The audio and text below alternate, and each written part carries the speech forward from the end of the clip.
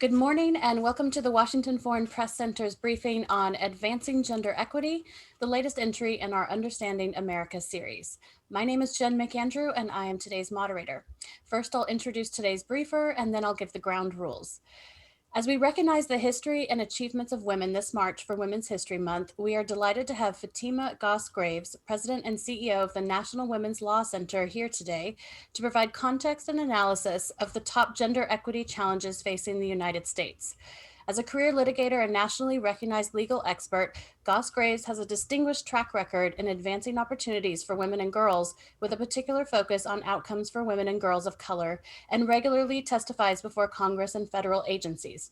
She is also among the co-founders of the Time's Up Legal Defense Fund, which supports individuals who have experienced sexual harassment or retaliation at work. Thank you, Fatima, for giving your time for today's briefing. And now for the ground rules. This briefing is on the record. The views expressed by briefers not affiliated with the Department of State or U.S. government are their own and do not necessarily reflect those of the Department of State or the U.S. government. Participation in Foreign Press Center programming does not imply endorsement, approval, or recommendation of their views. We will post the transcript of this briefing later today on our website. Ms. Goss Graves will give opening remarks and then we will open it up for questions. And with that, I will pass it over to our briefer. Over to you, Ms. Goss Graves. Thank you, Jen, and thank you to the Foreign Press Center and to everyone joining from around the world. It is so good to be with you. As Jen said, I'm Fatima Goss Graves. I'm President and CEO of the National Women's Law Center. We are a national gender justice organization for whom fights for equality, equity, justice for women and girls. We've been doing this work for almost half a century, but especially in those communities that are most marginalized by discrimination and bias due to their identity. And we believe in a more just and equal future. And we know that the way to get there is through reform for not just our laws and our policies, but also our culture. And that couldn't be more true in this particular moment. In this moment, we are sitting with centuries of systemic racism and sexism that has really permeated the fabric of our society. And we're coming off of 4 years of an administration that was openly hostile to gender justice reforms. And now we are with a new administration that I'm sure feels like it has a lot on its plate. They were sworn in just 2 weeks after our nation survived a white supremacist-led riot at the Capitol, where members of Congress and their staff were in hiding in their office, where lives were lost. And in the weeks that have come since, there has been a laser focus on restoring dignity and equity in this country, restoring justice in this country. And in the early days of any new administration, there is the work to get people in place, and that work is proceeding ahead, although also slowed by the time it took to set up leadership and shift control of the Senate, slowed by delays in efforts to block some nominees, and slowed by some obstruction that we have seen acutely for nominees of women of color. That is a thing that we are watching very closely at the National Women's Law Center. We're very concerned about what we believe to be the real risk of double standard play out for women of color nominees. That was a thing that we thought played out for sure in the nomination and then the ultimate withdrawal of Neera Tanden to lead the Office of Management and Budget at the White House. And we are also paying very close attention to nominees that are coming forward, really excellent nominees like Vanita Gupta, who would be the first woman of color to be the Associate Attorney General at the Department of Justice, and is facing a $1 million ad campaign that is trying to somehow paint her as radical.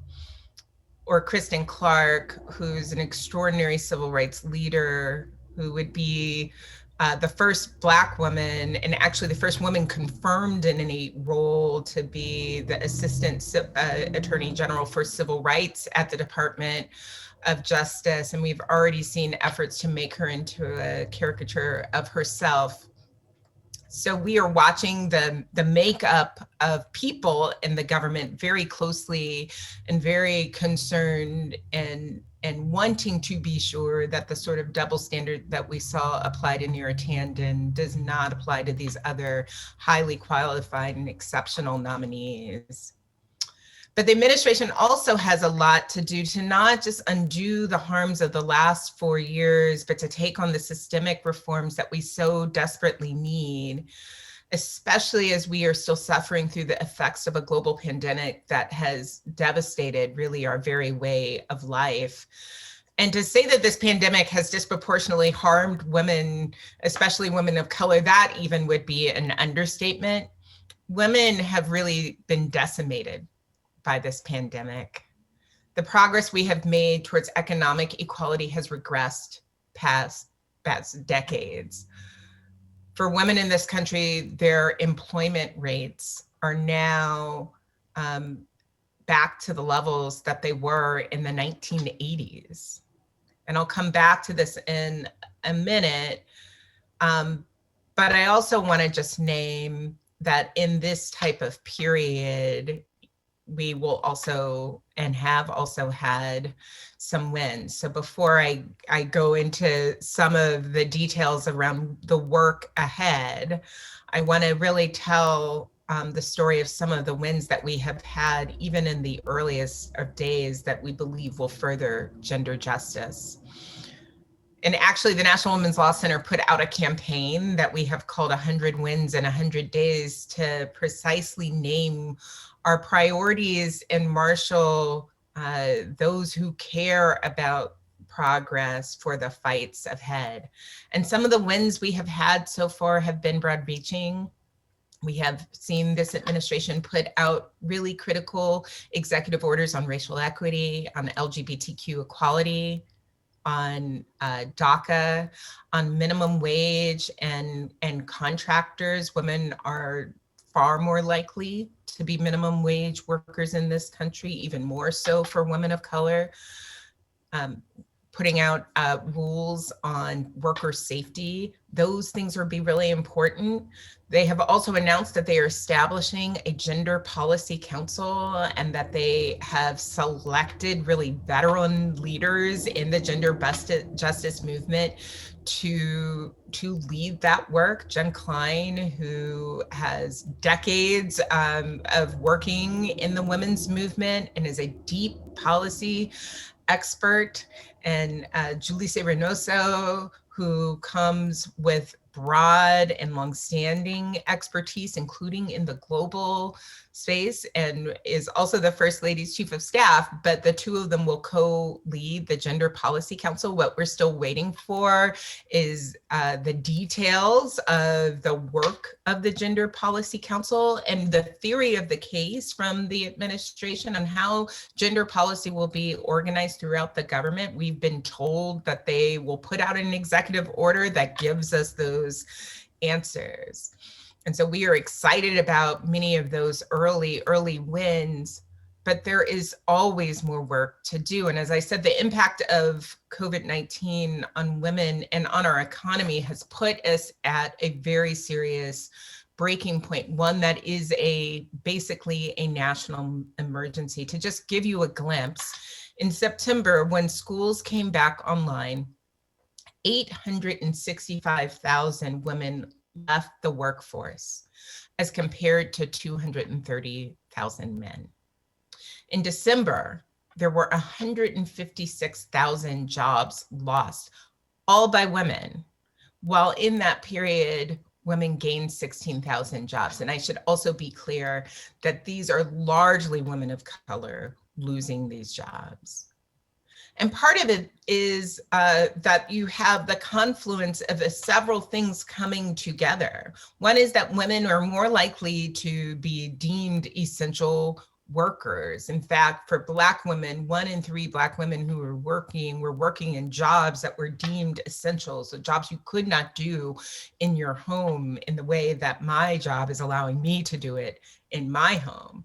And what that means is you have to have an ability to be out there and in those roles, even as our care infrastructure has fallen apart.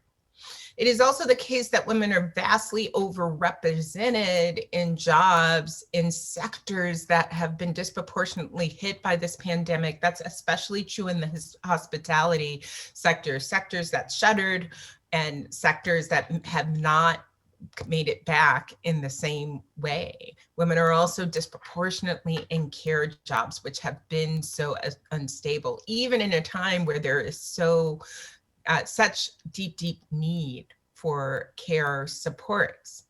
And so we're having to worry about economic safety and security in this time and in new ways. And when you add to that the existing and longstanding wage gap, it meant that women did not enter this pandemic with the types of nest eggs they needed to survive and thrive. Black women make just 61 cents on the dollar, which equals about $940,000 of lost earnings over the course of their career. For Latina women, it is 55 cents on the dollar, and that translates to about $1.1 million in earnings. The bottom line is we can do better than that, and there are actual policy solutions that would make a difference.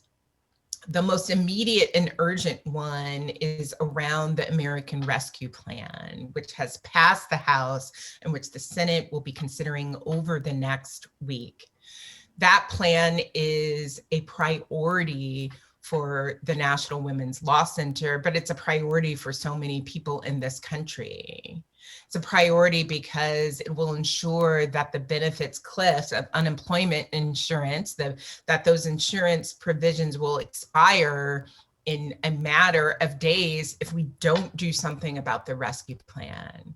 It's a matter of urgency because if we don't do something about the impending housing crisis in this country, we will see a dramatic number of people who have no place to be, who lose their homes in this moment. It's a matter of priority because if we don't do things around food assistance, we will find ourselves in deep trouble as unemployment still hovers in really large numbers, especially for women of color. And if we don't have a significant and major investment in care, including in childcare, we will be in trouble. 1 out of 6 childcare jobs have been lost during this pandemic. Providers have shuttered their doors throughout the country and left even bigger areas of care deserts that were terrible even before the pandemic. So what we know is that we need to move the American Rescue Plan. It will stabilize the care sector. It will stabilize women and families in this country.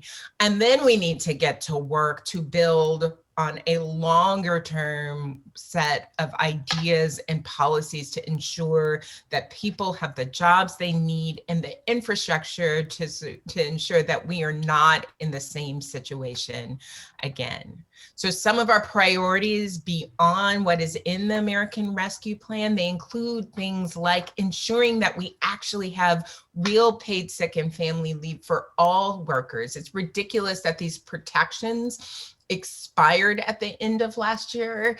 We have shown that it is possible to have these sorts of really important protections, and COVID has shown what happens to families in this country when we don't have them.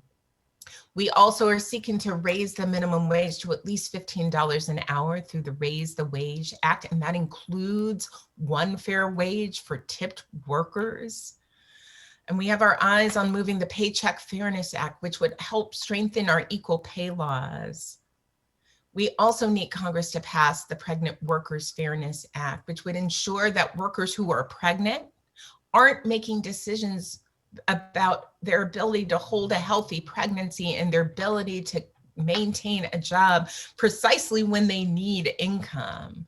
We've been working on this legislation for nearly a decade. States around this country, from South Carolina to California, have passed versions of it. It is time to have a clear and unequivocal national standard around how we support our pregnant workers. And we need the sort of investment for the long term in childcare that goes beyond the even historic investment that you will see in the rescue plan. We need this sort of investment that ensures that the childcare sector is stable, that recognizes that childcare is a public good in the United States, plain and simple. And make no mistake, many of these things in this conversation might sound still like kind of the bare minimum to get us by. But there's nothing like a pandemic to focus the mind on what you need and what family needs to get us by, but also strengthen these systems for the future. And as we're working through this crisis, the Law Center is also preparing and fighting for the more just future that we know is possible. For example, on reproductive freedom, it includes access to birth control, access to abortion care, and yes, that's a word we say out loud, that is critical to the health of people in this country. It's a fundamental tenet of healthcare, and the idea that we have had to every single year face up against extremist elected officials who've been chipping away at those rights, it undermines freedoms for everyone. We also know that we can take on and end sexual harassment and violence, not only perpetrated by individuals, but also enabled by institutions. We have been fighting for these laws like Be Heard in the workplace, for safe spaces in work and on campuses where students attend, where survivors can share their stories and seek justice and healing. At the Law Center, we house and run the Time's Up Legal Defense Fund. It is only 3 years old, and in that time, we've been able to serve almost 5,000 individuals. And each person who comes through, a common story that we hear is that a person came through because they saw somebody else. That sort of culture work of understanding that you are not alone is shifting and changing radically, and it gives me great hope for the future. And for Black survivors in particular, and other survivors of color, part of our important role right now is to ensure that they see themselves in this work, that their stories are not dismissed, that they are not disbelieved in the way that they have been. We're also focused on passing the Equality Act right now. The fact that in 2021, we're still even dealing with this bill and that it would face any opposition is really unbelievable and unthinkable. It's a vital step towards closing the gaps in our law that leave many lesbian, bisexual, and transgender women and girls exposed to poverty and isolation and violence. The Equality Act would also provide important new protections against sex discrimination in public spaces and in federal spending, closing longstanding gaps that hurt all women. And the Senate has a historic opportunity to build off the step that the House took just over the last week to put us in the place for that future. There's so much more that the Law Center is focused on, but I definitely want to leave time for questions. And so with that, I will close with basically where I started. And that is that I believe in a more just and equal future for women and girls, especially for women and girls of color, for LGBTQ people. And I believe in centering that belief in the actions this administration takes is key to a more just and a more equal future for all of us. So thank you again, and I guess I will turn it back to Jen. Thank you very much for that. We will now start the Q&A. As a reminder, you can raise your hand in the participant field to ask your question. You can also submit a question in the chat field, which I will then read. So over to questions. Does anyone have one?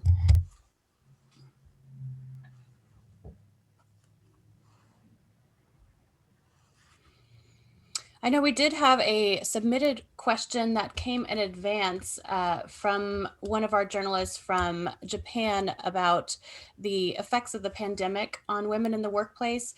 I know you have spoken a little bit about that in your opening remarks, but maybe you could delve a little bit more into it. For sure. So, excuse me. One of the things that we know is that since the onset of the pandemic, women in this country lost 2.5 million jobs. And in September alone, you saw an extraordinary sharp uptick in job loss. And for any person who is doing what many of us have been doing for many months, which is trying to work while also care, in some cases also potentially homeschooling, that September uptick came as no surprise, because that is when schools came online and people were put in impossible situations. That's when we saw over 800,000 women lose jobs, as compared to about a little over 200,000 men lose jobs. But in December, we were sort of floored when we saw the number that basically all those job losses that happened in December, and yet another spike in job losses, that those job losses were to women of color. So what we know is that there are actual solutions. It's going to take a multi-pronged approach to ensure that women can actually get back to work. Some of that is understanding the sectors that they were in. And so our job and recovery plan, it absolutely has to be different from the ones we've had in the past. It is not just about building roads and bridges, although that sort of infrastructure is important. It is also about looking at the jobs that we have actually determined are essential to our lives, that are in-person jobs in the hospitality sector, in the care sector, in the healthcare sector, and ensuring that those jobs are both quality and that they pay dignity wages. And we will not get out of this circle of harm for women without addressing the care crisis. That includes a major investment in childcare. It includes long-term care. It also includes ensuring that we have real paid family and medical leave. Okay, thank you. I'll do one more call for questions. You can virtually raise your hand or submit in the chat box.